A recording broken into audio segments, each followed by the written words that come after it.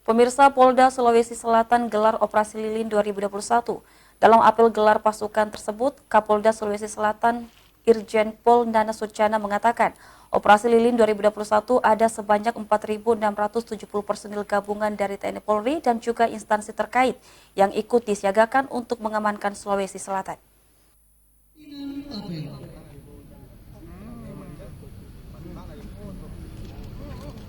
Menghadapi perayaan Natal dan Tahun Baru, Polda Sulawesi Selatan gelar Operasi Lilin 2021 yang diawali dengan apel gelar pasukan dipimpin PLT Gubernur Sulawesi Selatan, Andi Sudirman Sulaiman.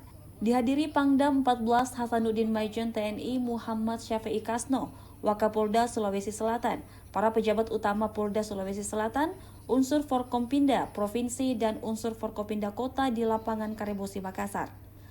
Usai apel gelar pasukan, Kapolda Sulawesi Selatan Irjen Pol Nana Sujana menjelaskan Operasi Lilin bertujuan menjamin keamanan kegiatan ibadah Natal dan pelaksanaan malam Tahun Baru 2022 dan juga salah satu upaya dalam mencegah penyebaran COVID-19 dengan menghimbau masyarakat tetap menerapkan prokes.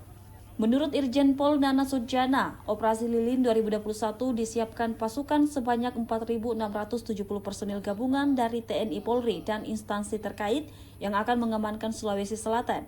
Di antaranya 2.470 dari Polri dan 2.230 dari instansi terkait dan juga penyediaan 61 pos pengamanan, 20 pos pelayanan dan 4 pos terpadu. Jumlah personil yang siap adalah sekitar 4.670 personil yang ada di Sulawesi Selatan. Ini terdiri dari 2.420 itu dari Polri, kemudian 2.230 ini dari instansi terkait, TNI, kemudian dari Pemda, dari Polri. Tetapi bukan hanya itu, jadi kami tetap menyiapkan 2/3 kekuatan personil Polda maupun Polres, sepertiga siaga. Jadi kami tidak mau kemudian hanya personil yang terlibat, tetapi kita maksimalkan ya, 2/3 dilakukan di Polres dan Polda siaga. Kapanpun kita bergerak.